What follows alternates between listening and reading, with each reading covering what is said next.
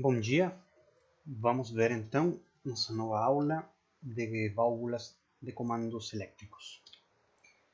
Vamos ver o conceito de válvulas elétricas, os modos de acionamento, as válvulas proporcionais, alguns exemplos de aplicações simples, dispositivos de regulação e de sinalização. Então vejamos o conceito. As válvulas de comando elétrico basicamente estão baseadas na parte mecânica que nós tínhamos visto. Tá? Como ven, tem um carreteo mecânico que pode ser deslocado lateralmente, mas o acionamento é diferente. Né? Vemos que é acionado por um solenoide. Quando este solenoide é ativado, né, o carreteo vai se deslocar. Né? Vemos, por exemplo, quando está aberto, né, tem um botão aberto, e quando o botão está fechado, este solenoide ativa um núcleo que vai fazer com que se desloque. Tá? Esse deslocamento também faz com que nosso carreteo se desloque e permita, né, o passo do fluxo, né, nas diferentes vias. Temos aqui uma válvula 3-2 acionada por solenoide, tá? E temos também a simbologia normalizada, tá, do solenoide. Então, como ven, isto basicamente é o modo de atuação das nossas válvulas, tá? A parte mecânica se mantém. As características, elas são fabricadas e projetadas para resistir ambientes, digamos, industriais, tá? Ambientes que são mais agressivos. Portanto, temos limites de temperatura, né, que são bastante extremos. Tá? Eles quer dizer que o projeto dessas válvulas aguentam bastante, podem ser utilizadas em lugares bem inóspitos. Tá?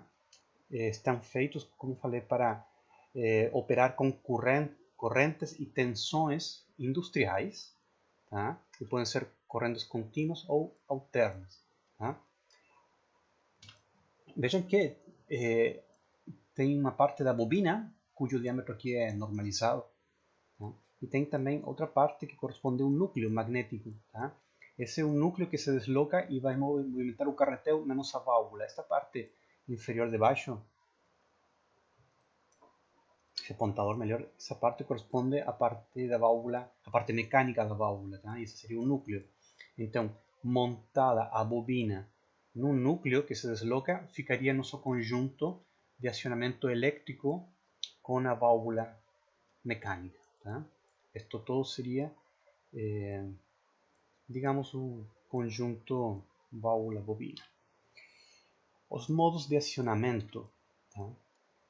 Temos vários tipos. Podemos classificar em 7 tipos. Tá? Temos a chave de impulso sem retenção, chaves com retenção, válvulas seletoras com ou sem trava, limitadoras de curso ou microswitch. Temos os relés, sensores elétricos e ópticos. Vamos ver então as chaves de impulso sem retenção. Então, são dispositivos que permanecem acionados unicamente quando existe uma força incidindo sobre eles. Tá? Cessando essa força, o dispositivo retorna à condição normal. Vemos aqui uma chave de impulso normalmente aberta, desacionada e aqui acionada. É tipo o botão do timbre da porta. Tá? A gente aperta e se escuta o timbre, quando soltamos, né, cessa. E aqui temos uma chave de impulso normalmente fechada. Chaves com retenção são aquelas que, uma vez apertadas, né, manualmente ou acionadas, mantêm essa condição, tá? Até que novamente apertemos ela. Temos aqui uma chave trava normalmente aberta, acionada e desacionada, e uma normalmente fechada, acionada e desacionada. As chaves seletoras com ou sem trava, tá? São dispositivos que permanecem acionados enquanto houver uma força incidindo sobre elas. Melhor dito, elas permanecem comutadas até que uma força haja sobre ele se modifique a condição atual. Tá? Temos os normalmente abertos e normalmente fechados. Vejamos aqui uma chave impulso de 3 posições. Né? Temos a posição neutra, temos uma possível posição para cima, que está aqui, acionado para cima, e outra posição acionada para baixo. Tá? 3 posições. Aqui temos uma chave para 2 posições. Tá? Quando está acionada para normalmente fechado e normalmente aberto. Tá? Essa chave trava então vai manter a posição até que uma ação mecânica seja aplicada sobre ela. Tá? Essa chave de impulso aqui vai manter essa posição, digamos, neutra, tá? Aberta, tá? Até que uma ação mecânica seja aplicada. Tá? Se solta ou se cessa a ação mecânica, ela volta aqui à posição normalmente aberta. Limitadores de curso ou micro switch. Tá? Estes são super comuns, tá? Para uso como fim de curso em atuadores pneumáticos lineares. Tá? Eles servem para enviar uma sinal de comutação às válvulas eletropneumáticas. Tá? Aqui vemos um tipo de fim de curso com rolete, né? Ou micro switch, tá? Um limitador de curso de um único sentido, e aqui temos, né, para os dois sentidos. Temos várias regulações, temos esse parafuso que podemos abrir e ajustar, e podemos modificar essa inclinação, podemos deixar ela a 45 graus, tá? E daí nós ajustamos apertamos esse parafuso. E também o comprimento, tá? Temos outro parafuso aqui que nos permitiria modificar o comprimento aqui, linear, tá? Temos então alguns tipos, tá? Temos o normalmente aberto, né? Desacionado e acionado, os normalmente fechado, desacionado e acionado, e os normalmente fechado ou normalmente aberto, tá? Sempre ou está em um ou está em outro estado, tá? Sempre mandando um sinal. Os relés, famosos relés, então são dispositivos que enviam um impulso, tá? Mediante um acionamento por campo magnético. Então tem uma bobina formado basicamente por essa bobina cá, tá? E um conjunto de contactos aqui, tá? Que vemos que vai descer até uma conexão que seja normalmente aberta, normalmente fechada. Quando a nossa bobina é energizada, né, se faz o contacto DC para o contacto NA, tá? E esse contacto vai se manter até nós desenergizar a nossa bobina. Tá? Aqui temos uma figura que podemos ver a bobina, tá? E os contactos, e essa é uma outra forma, né, mais fechada, né? Não sei o que tem dentro. Mas basicamente são válvulas. Sensores. Temos os sensores de proximidade, classificados em indutivos e capacitivos. Tá? Os indutivos detectam materiais metálicos ou inorgânicos. Tá? Os capacitivos detectam materiais orgânicos. Tá? Melhor dito, os capacitivos detectam materiais orgânicos e os indutivos só materiais metálicos. Tá? Porque se passamos plásticos, não é garantido que o sensor o detecte. Tá? Temos sensores eléctricos como o presostato. Esse sensor transforma um pulso pneumático em um pulso elétrico.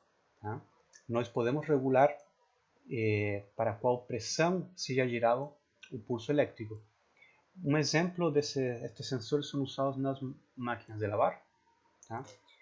Quando se está enchendo o tanque com água, essa água vai pressionar, né, ou vai gerar uma certa pressão no aparelhinho, tá? E esse aparelhinho tem uma membrana. Essa membrana vai se deslocar, tá?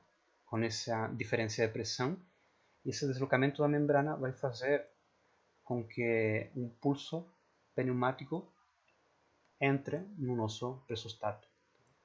tá? E esse pulso vai ser convertido em um sinal elétrico que vai então parar nossa bomba de água, né, da máquina de lavar. Tem pressostatos nosso fluid sim, tá? Vamos procurar aqui, onde que está? Aqui, sensor de pressão, tá? Vemos que sai um degrau ali, um degrauzinho, tá? Isso quer dizer que sai um sinal elétrico em forma de pulso, tá? Aqui dentro nós podemos colocar os valores de ajuste de qual pressão vai fazer aquele que dispare o nosso pulso elétrico. Sensores ópticos são conhecidos como sensores fotoelétricos e estão baseados no princípio da emissão e recepção de luz, tá? Alguns são luz normal, outros luz infravermelha, tá? São classificados em sensores por reflexão e sensores por interrupção. Os primeiros, tá, detectam luz que retorna para um fotossensor, tá? Vejam aqui essa figura. Temos então um emissor. Quando passa um objeto, esse objeto faz com que a luz seja refletida, tá? E teríamos então o receptor de luz. Tá? Esse receptor de luz pode ser um fototransistor. Bom, esse fototransistor tem o emissor e o receptor aqui, né? Tem os dois. Mas o fotoreceptor mesmo pode ser um LDR ou uma como se chama? Uma resistência, uma fotoresistência, se não me engano, tá? Também podem ser esses receptores os fotodiodos, que é um diodo que funciona como receptor, tá? Só um comentário, esses LDR ou fotoresistores, eles também podem detectar variação de luz, tá? A resistência vai variar conforme varia a quantidade de luz. Se temos uma luz baixinha, tá? A tensão que vai passar por eles, tá? Vai ser baixinha. Tá? Se temos uma luz alta, também vai subir a nossa tensão. Tá? Mas temos que montar um circuito adequado para isso. Os sensores por interrupção, que são os outros tipos de sensores, o emissor e o receptor estão posicionados em forma linear, tá? Ou sequencial. Temos um emissor desse lado e o receptor do outro. Daí, quando um objeto passa, tá? O receptor para de receber o sinal de luz. Tá? Este é o princípio de funcionamento dos famosos encoders. Temos por aqui esse desenho, que é um arranjo polar, tá? De um elemento plástico, onde de um lado temos um emissor e do outro lado temos o receptor. Então, cada vez que passam essas barrinhas, tá? Elas atrapalham, não atrapalham, elas interrompem o fluxo de luz. Então, cada interrupção, tá, vai mandar um sinal elétrico para zero. Tá? O sinal elétrico que sai do nosso fotoreceptor. Tá? Quando o obstáculo não atrapalha o passo de luz, o sinal vai para 1. Tá? Então, temos 0, 1, 0, 1, 0, 1, temos um sinal em forma de pulsos. Este tipo de encoder ou de disco do encoder, os mais básicos são os incrementais.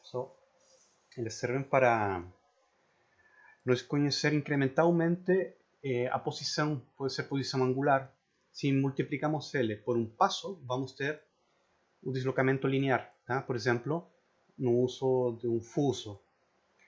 Mas também existem estes encoders que, além de detectar deslocamento, detectam o sentido. Por exemplo, temos um sinal 0, A e B. Né? Ali no circuito interno ele vai detectar se o sinal vai primeiro desde A para 0 ou desde A para B, e assim vai detectar se o incremento no movimento vai ser positivo ou negativo. Tá? Então essa seria uma peça mecânica super importante no encoder. Visto de fora, os encoders são mais ou menos assim, tá? E esta parte que o acoplamento vai ligar geralmente ao motor, tá? ou a um acoplamento de um eixo que esteja actuado. Tá? Temos este outro tipo de encoders incrementais que são muito mais simples e sua exatidão, ou digamos a faixa dinâmica, é muito mais limitada. Tá? Por exemplo, aqui podem medir de 0,5 graus em 0,5 graus, tá? Ou de 1 grau em 1 grau. Aqui, nestes mais novos, vamos ter incrementos de 1/100ª de grau, por exemplo. Tá? São muito mais, tem maior exatidão. Válvulas proporcionais. Temos aqui um exemplo de uma válvula proporcional para pressão. Tá? Vamos ver as partes constitutivas. Aqui no número 1 vamos ter nossa fonte de pressão. Tá? Pode ser nosso acumulador ou nosso compressor. Aqui temos um sensor, tá? Que transforma um sinal de pressão em um sinal elétrico. Tá? Esse símbolo aí com uma linha diagonal significa sensor. Então nosso sinal elétrico é denominado com a letra X. Aqui no número 2 seria o serviço. Tá? Nessa linha 2, que vai para o serviço para a nossa máquina, é colocado o sensor. Tá? É para medir que pressão está sendo enviada para nossa máquina. Temos duas válvulas, tá? Acionadas por bobinas elétricamente, com retorno por mola. Elas estão ligadas aqui, por essa entrada estaria ligada ao serviço. E aqui por baixo, né, estão ligados para o nosso compressor. Tá? Vejam que temos um bloco comparador. Tá? E pode ser comparador ligado a um amplificador também. E aqui este sinal inferior corresponde à nossa referência. Tá? Ou seja, um sinal que nós utilizamos como sinal que nós queremos que seja enviado. Tá? Queremos que nosso sistema dinâmico funcione com esse sinal. Tá? Ou um sinal proporcional a ele, né? Proporcional porque depois do amplificador pode ser que o sinal seja maior, né? Mas sempre proporcional. Muito bem, então vamos ter dois casos. Tá? No caso que a pressão medida para a nossa máquina seja maior que nosso sinal de referência. Falei certo? Não, é todo o contrário. O sinal de pressão que vai para a nossa máquina seja menor que nosso sinal de referência, ou que o sinal de pressão que vai para a nossa máquina seja maior que nosso sinal de referência. Vamos ver, por exemplo, quando nosso sinal de pressão é maior do que o sinal de referência, temos que evacuar pressão, temos que diminuir a pressão. Né? Então, por esse lado, quer dizer que acionamos essa válvula, e que vai fazer essa válvula? Vai fazer com que essa via fique alinhada com o escape, com a atmosfera. Então vai liberar pressão, a pressão que vem daqui, né? Vai ser liberada para a atmosfera. Então isso faz com que a pressão diminua. Agora, se a pressão diminui demais, se é muito menor a pressão desejada ou pressão de referência, nós temos que injetar pressão. Então ativamos, né, esse sinal daqui, que nos vai ativar nossa válvula 2.2 e nossa via ficaria alinhada aqui entre o compressor e o serviço. Tá? Então isso faria com que o valor de pressão volte a subir. Outro exemplo é a válvula controladora de pressão e vazão. Tá? Essa válvula é bem comum, funciona de forma intermitente, de maneira que mantém constante aquele valor de pressão ou vazão desejado. Tá? Então, o estado central é de repouso. Tá? Pode ocorrer quando a nossa tensão de referência seja um valor nominal de 5 volts. Tá? Quando nós aplicamos uma rampa descendente de 0 a 5, ou seja, a tensão vai ir descendo, então a nossa vazão aumenta proporcional no sentido PB. Tá? Isso quer dizer que é ativada nossa válvula de esquerda para a direita. Tá? E ficaria a nossa pressão, o nosso compressor em linha com esta setinha, né, que nos conectaria com o serviço B. Tá?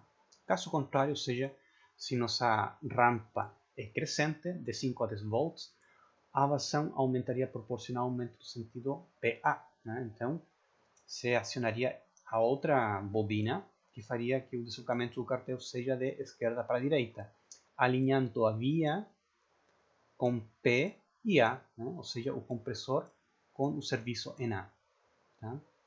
Vejam que aqui estaria nosso sinal de referência, teríamos o amplificador e vem nosso sensor, onde ele faz o feedback e a comparação. Né? Comparação, amplificador, manda então o sinal de potência para a bobina e ele decide se vai para a direita ou para a esquerda. Tá?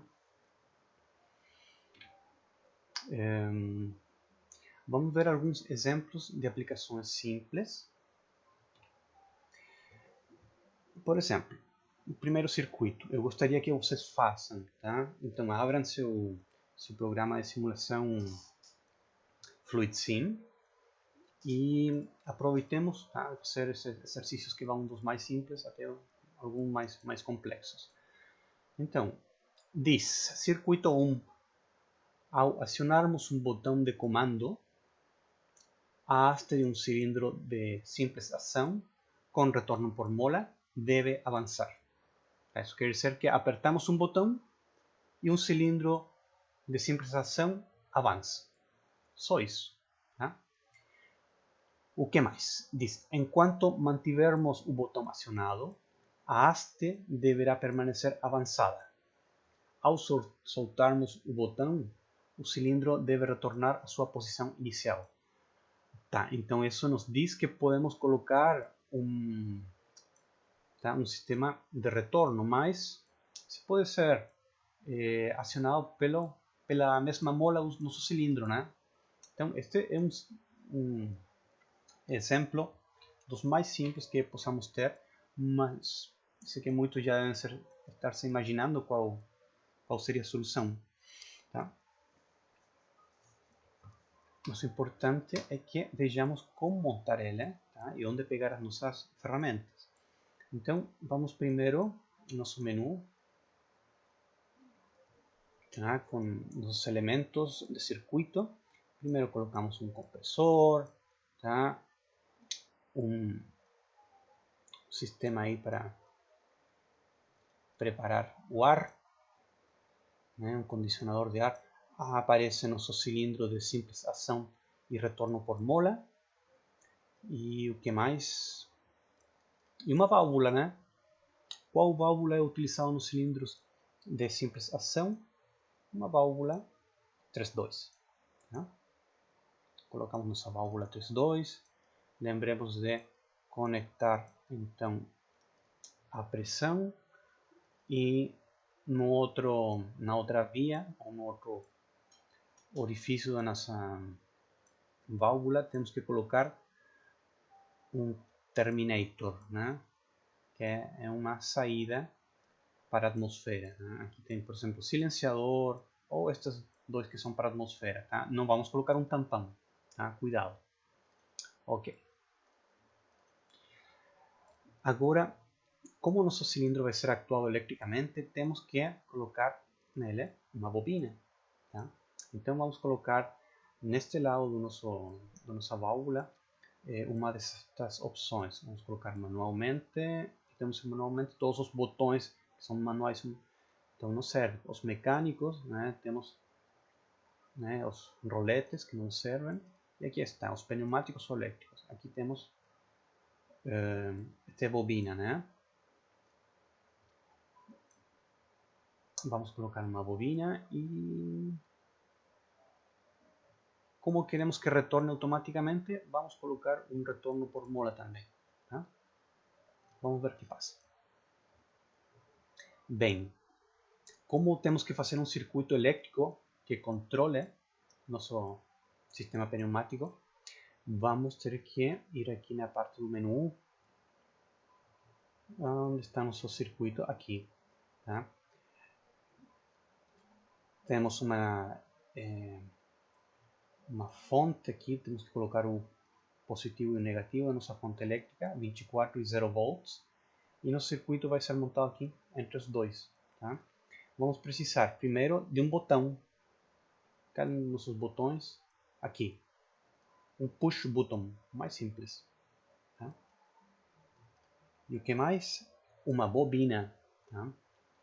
A bobina que vai ser esta aqui, vai estar refletida aqui, né? Basicamente o que estamos fazendo aqui é como se estivéssemos trabalhando no painel, tá? Na nossa bancada eletropneumática do laboratório temos nosso painel elétrico, tá? E vamos ter nosso painel, digamos, mecânico, onde coloquemos as válvulas físicas e os atuadores, tá? Mas todo isso vai ter que ter forma paralela, um circuito de controle, tá? Então é isso que estamos fazendo aqui. Então vamos ter uma bobina que temos que chamar com o mesmo nome dessa daqui. Então, cadê nossas bobinas? Vamos ver aqui.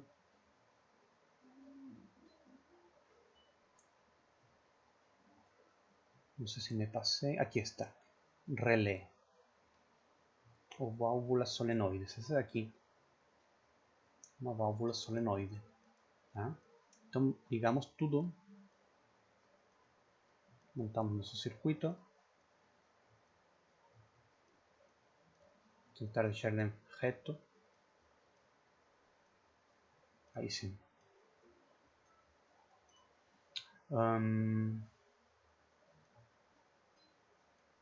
Nos falta então colocar o nome. Lembra que no sensor sempre temos que colocar os labels, os nomes. Então, por exemplo, aqui vou ter que colocar um label na minha bobina. Vou colocar Y1, tá? Geralmente se utilizam esses nomes e Y, tá? Aqui também eu vou chamar de Y1, tá? Tem que ser o mesmo nome. E pronto, vamos testar se isso funciona. Eu imagino que vai funcionar, se não errei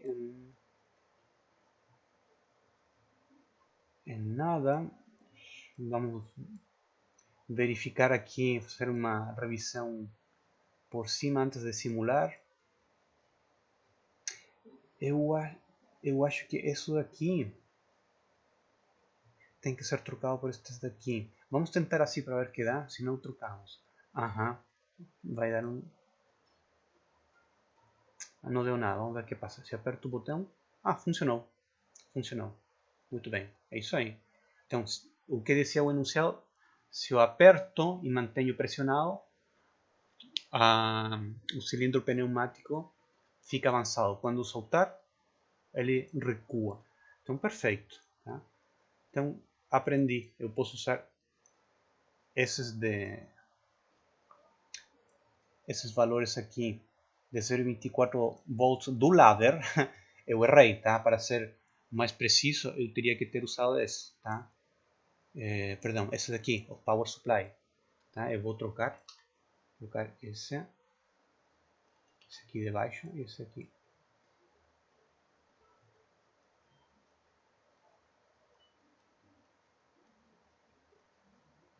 Aí sim. Bom, mas fonte é fonte, né? Funcionou de todos modos. Tá? Mas é bom sempre brincar com estes simuladores que não paramos de aprender. Bem, e esta solução também. Agora, circuito 2.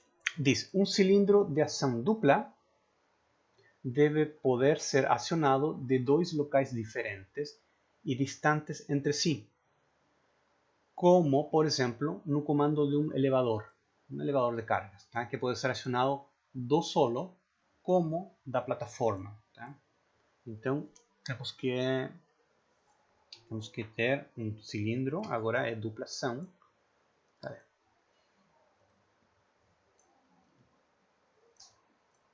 Um cilindro dupla ação, aqui, e ele tem que ser acionado de dois lugares. Então, temos que pensar qual é essa lógica para que a nossa saída seja verdadeira, tanto por uma entrada quanto por outra.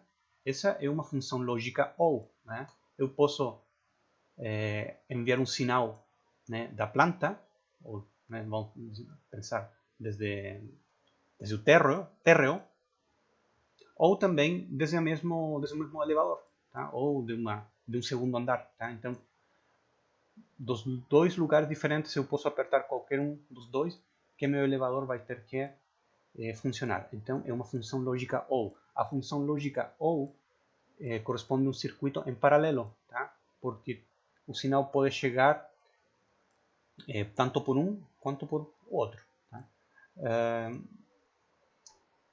Que mais temos que considerar? Estes cilindros de duplação são relacionados sempre a válvulas 5-2, né? Então, essa daqui é uma válvula 5-2. Tá? E nosso circuito pneumático vai ser o mesmo de sempre, tá? Então, colocamos compressor, a unidade de preparação do ar.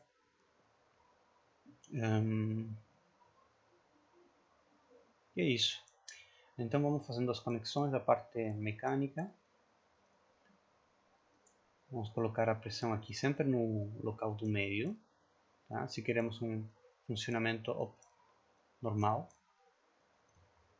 né? Se queremos que nosso sistema funcione com essa situação de início, ou seja, que comece com o nosso cilindro no recuo, então vamos colocar as conexões como estamos vendo aqui.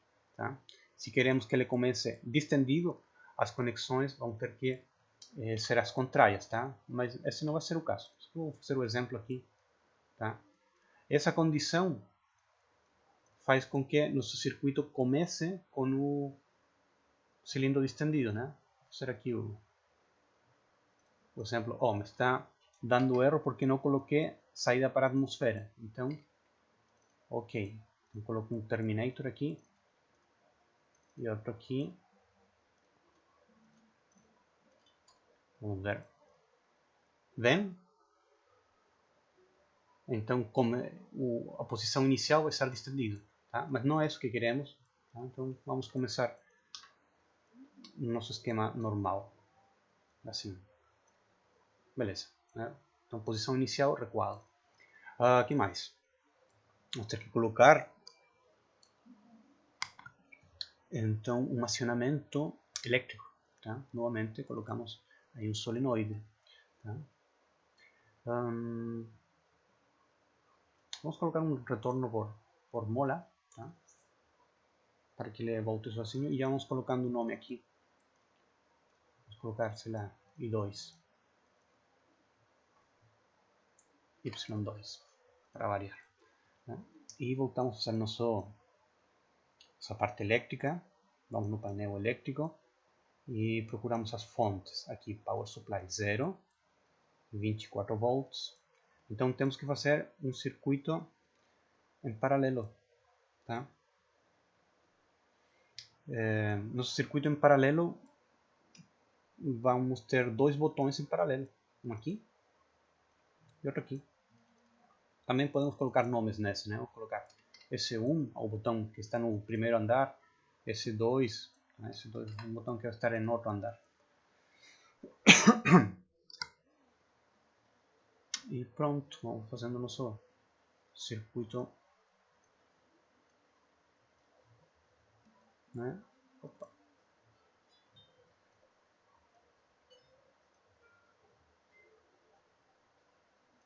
Não quer. O que passou?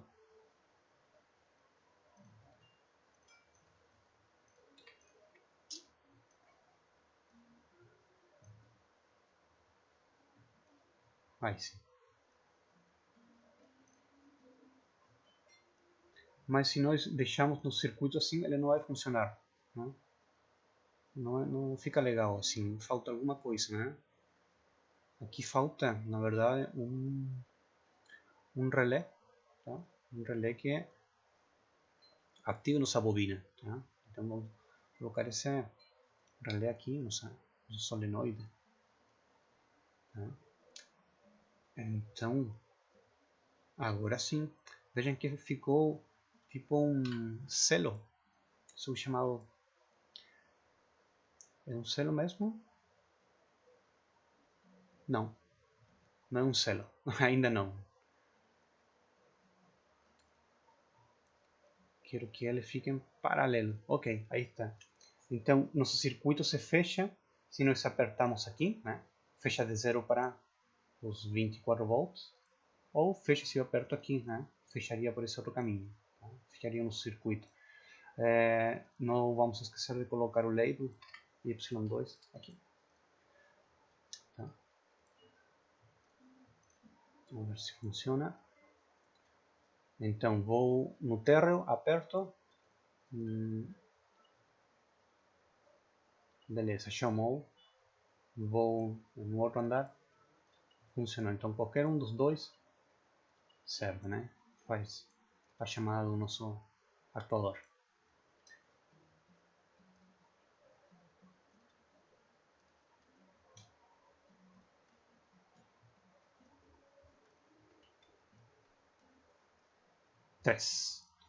Nosso terceiro circuito nos diz um cilindro de ação dupla deve avançar somente quando dois botões de comandos forem acionados simultaneamente. Ou seja, é um comando bimanual, aquele de segurança, né? Para que o operador não afaste as mãos dos botões enquanto a máquina está funcionando. Tá? Então esse atuador deve estar associado a uma guilhotina, a uma máquina de furação, tá? Algum mecanismo perigoso. Tá? Soltando-se qualquer um dos dois botões de comando, o cilindro deve voltar imediatamente à posição inicial. Tá? Então, pensemos que a lógica agora é uma lógica serial, tá? Porque os dois botões têm que estar apertados. Tá? Essa lógica serial seria uma função lógica I. Tá? O exercício anterior era uma função lógica OU, portanto, um circuito em paralelo. Neste, qualquer um dos dois botões, ao ficar em aberto, né, interrompe o sinal no circuito. Tá? Então, função lógica I, que corresponde a um circuito serial. Tá? Como fazemos ele? Colocamos então novamente, vamos começar pela parte elétrica, tá? Para variar. Temos 0, 24 volts. Vamos precisar então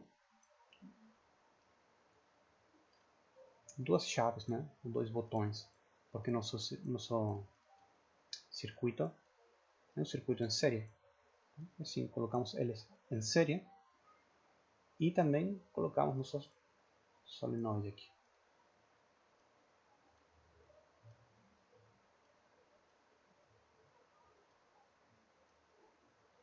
Deixar ele mais bonitinho. Aqui.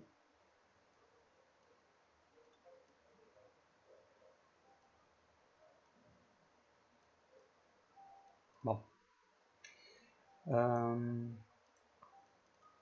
vamos colocar então um nome para o nosso solenoide. Colocar Y3, por exemplo.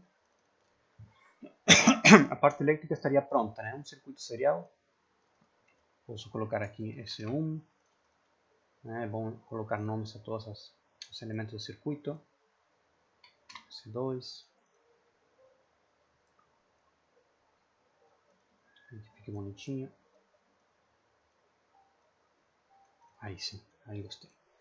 E o que mais precisamos? Um cilindro.